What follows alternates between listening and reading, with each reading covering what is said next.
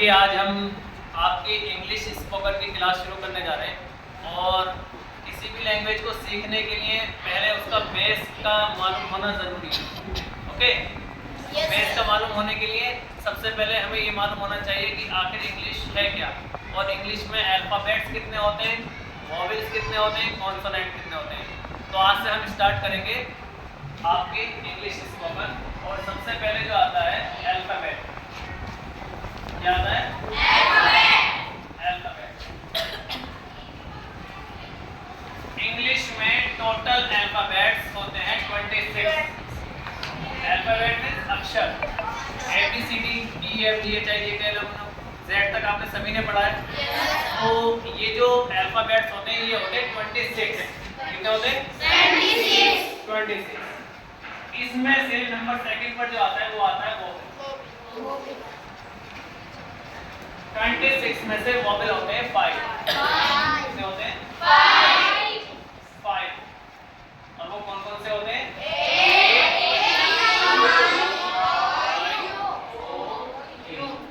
ये होते हैं वोवेल्स। यस। नेक्स्ट नंबर पर आता है कॉन्सोनेंट।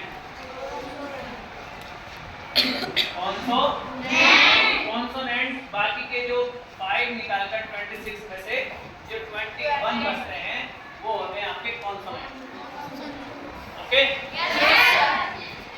अब ये जो वोवेल है और ये जो कॉन्सोनेंट है, आपने एक चीज देखी होगी इंग्लिश में कि ए और एन, ए और एन का यूज जानते हैं कहां पर ए लगता है और कहां पर एन लगता है।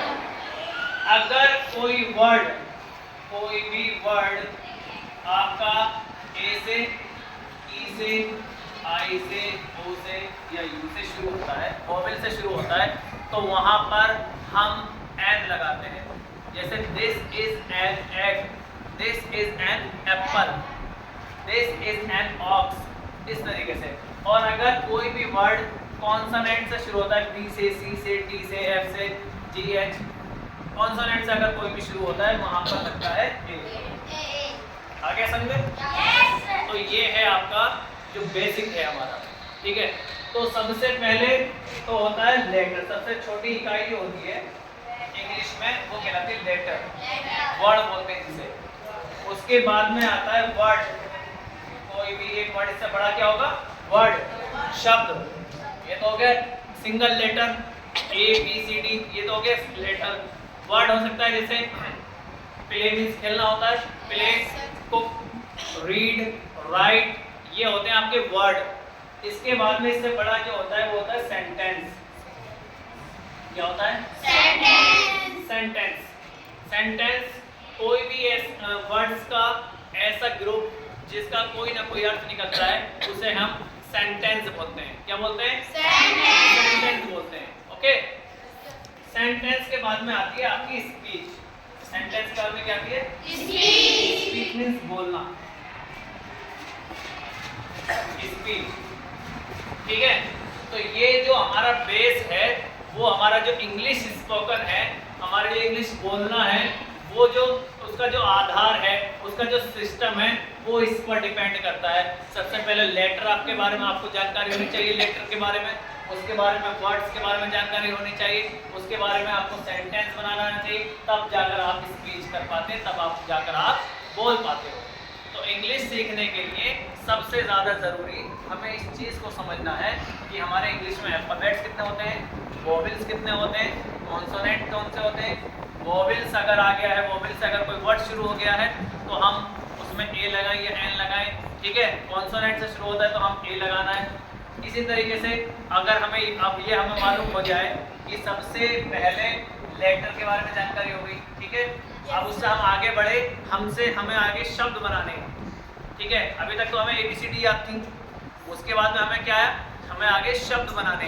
प्ले मीन्स खेलना, रीड मीन्स पढ़ना, राइट मीन्स लिखना। इस तरीके से अगर हम ये याद करेंगे, वोकैबुलरी अपनी अच्छी से अच्छी कर लेंगे, तो हमें अपनी इंग्लिश सीखने में बहुत ज़्यादा हेल्प हो सकती है। नेक्स्ट पर आता है आपका सेंटेंस। जब हमसे वर्ड्स आ जाएंगे तो ऑब्वियसली हमें सेंटेंस बनाना आ जाएगा। माई नेम इज आबिद, ठीक है, you are a good boy, you are a student, ये दैट्स कॉल्ड सेंटेंस। ये शब्द है हमारे, इसमें वर्ड्स हैं और इसको मैंने जोड़ के बना दिया।